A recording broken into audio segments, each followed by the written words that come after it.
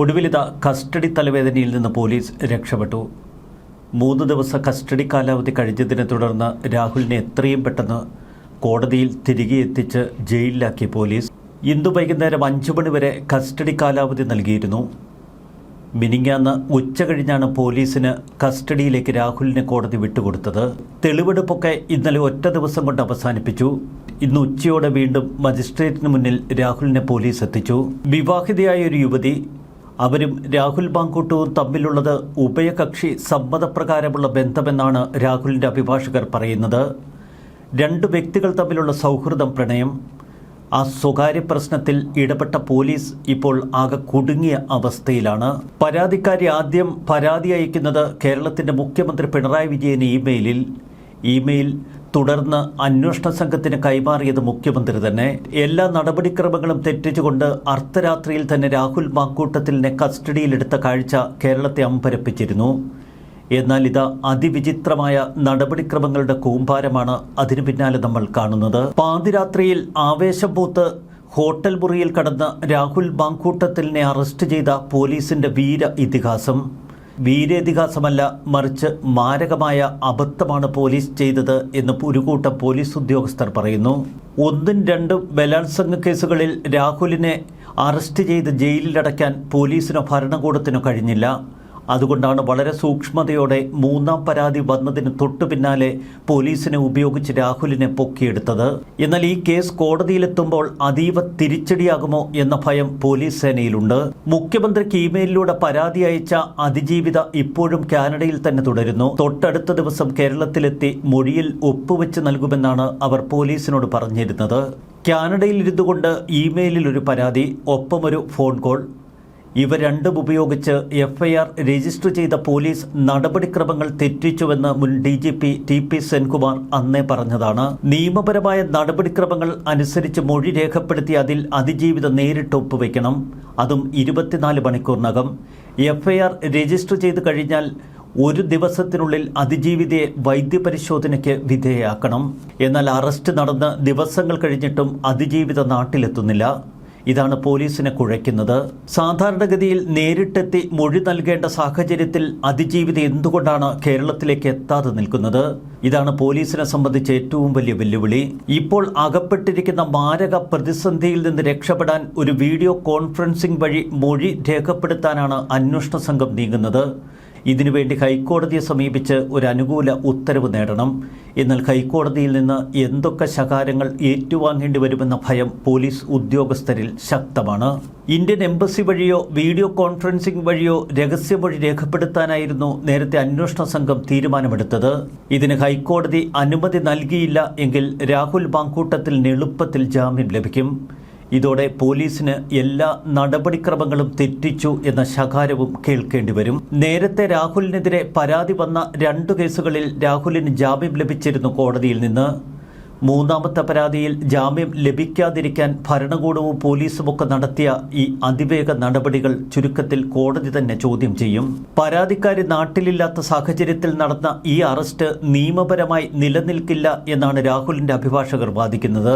അറസ്റ്റിലെ നടപടിക്രമങ്ങളുടെ ലംഘനം രാഹുൽ മാങ്കൂട്ടത്തിലിനടക്കം വലിയ അനുഗ്രഹമാകുന്നു.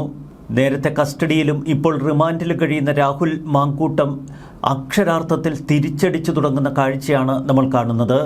രാഹുലിൻ്റെ ഉറ്റമിത്രം ഫെനി നയനാൻ കളത്തിലിറങ്ങി മാരകമായ തിരിച്ചടി തുടങ്ങിക്കഴിഞ്ഞു. മണിക്കൂറുകൾക്ക് മുൻപ് ഫെനി നയനാൻ സമൂഹമാധ്യമത്തിൽ ചില ചാറ്റുകൾ പ്രസിദ്ധീകരിച്ചു.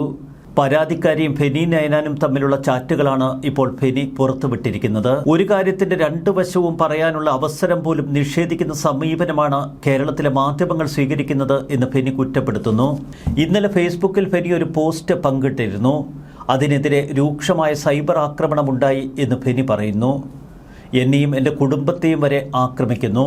അപ്പോൾ കാര്യങ്ങൾ ഒന്നുകൂടി വിശദമാക്കുന്നുവെന്നാണ് ഫെനിയുടെ നിലപാട്. ഫേസ്ബുക്കിൽ ഫെനി കുറിക്കുന്നത് ഇങ്ങനെ: എന്നോട് സംസാരിച്ചിരുന്നതിൻ്റെ അവസാന കാലത്ത്, അതായത് 2 മാസം മുൻപ് രാഹുൽ MLA കാണാൻ പരാതിക്കാരി പലവട്ടം എന്നോട് അവസരം ചോദിച്ചു.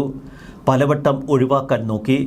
നിർബന്ധം സഹിക്കവയ്യാതെ വന്നപ്പോൾ പാലക്കാട് ഓഫീസിൽ ചെന്നാൽ കാണാം എന്ന് പറഞ്ഞപ്പോൾ അതുപോരാ, സ്വകാര്യത വേണം എന്നും ഓഫീസിൽ എപ്പോഴും പാർട്ടിക്കാരും സ്റ്റാഫുമൊക്കെ ആയതുകൊണ്ട് സ്വകാര്യത ലഭിക്കില്ല എന്നവർ പറഞ്ഞു.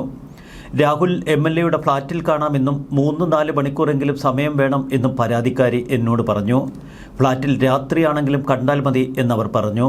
ഫ്ളാറ്റിൽ അസൗകര്യമാണെന്ന് പറഞ്ഞപ്പോൾ എങ്കിലൊരു ഡ്രൈവ് പോകണമെന്നും MLA ബോർഡ് വെച്ച വണ്ടി വേണ്ട, അവർ വരുന്ന വണ്ടി മതി എന്നും അവർ എന്നോട് പറഞ്ഞു. 2024 ഏപ്രിൽ ബലാത്സംഗം ചെയ്തു എന്ന് അവർ പറയുന്ന ആളിനെ 2025 ഒക്ടോബറിൽ I prefer his flat, safe place, night ആയാലും കുഴപ്പമില്ല എന്നവർ പറഞ്ഞതിൻ്റെ തെളിവുകൾ എൻ്റെ കയ്യിലുണ്ട്. അങ്ങനെ അവർ പറഞ്ഞത് അറിയാവുന്നത് കൊണ്ടാണ് അവർ ബലാത്സംഗം പരാതി പറഞ്ഞത് അത്ഭുതപ്പെടുത്തി എന്ന് ഞാൻ പറഞ്ഞത്. 2024 3 മണിക്കൂർ ബലാത്സംഗം ചെയ്തയാളെ 2025 ഒക്ടോബറിൽ അതേ 3 മണിക്കൂർ ഒറ്റയ്ക്ക് കാണണം എന്ന് പറയുന്നതിൻ്റെ ലോജിക്ക് എന്താണ്? എല്ലാവർക്കും ബോധ്യമാകാൻ വേണ്ടി ഞാൻ ആ സ്ക്രീൻഷോട്ടുകൾ ഇവിടെ പങ്കുവയ്ക്കുന്നു. ഫെനിയുടെ ഈ ഫേസ്ബുക്ക് കുറിപ്പ് ഇപ്പോൾ സമൂഹ മാധ്യമങ്ങളിൽ വലിയ വൈറലായി. സമൂഹ മാധ്യമങ്ങളിൽ ഈ ചാറ്റുകൾ ഇപ്പോഴിതാ തീപ്പന്തമായി ആളിക്കത്തുന്നു.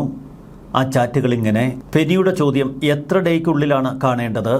പരാതിക്കാരിയുടെ മറുപടി, എപ്പോൾ ആണേലും കുഴപ്പമില്ല, ആൾ ഒട്ടും തിരക്കില്ല, പ്രോഗ്രാംസ് ഇല്ലാത്ത ഡേ, ഞാൻ നൈറ്റ് ആയാലും ഓക്കെ.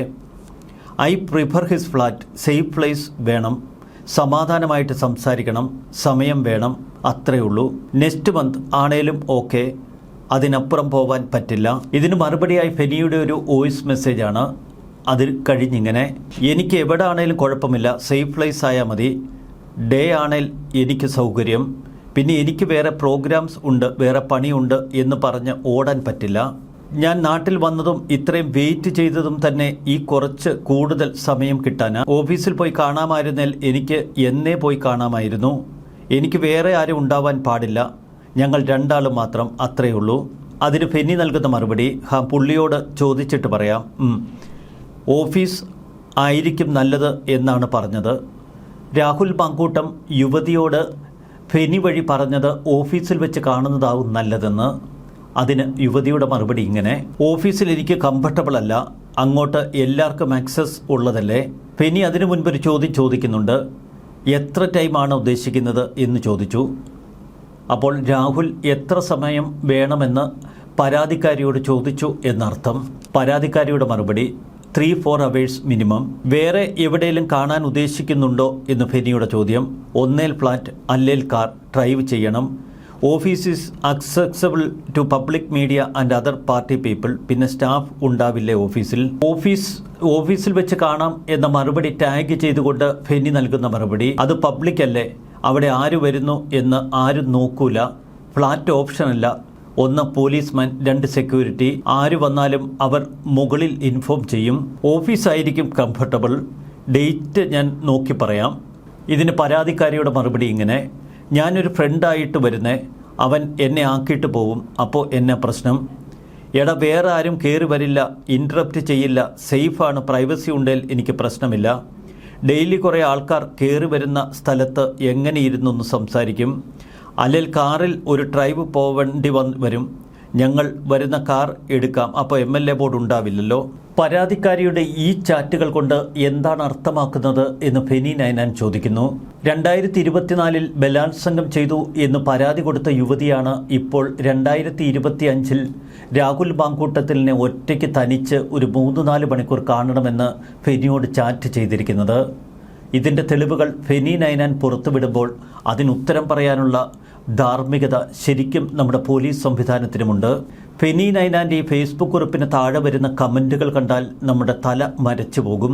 പലരും പച്ചയ്ക്ക് പലതും വിളിച്ചു ചോദിക്കുന്നു.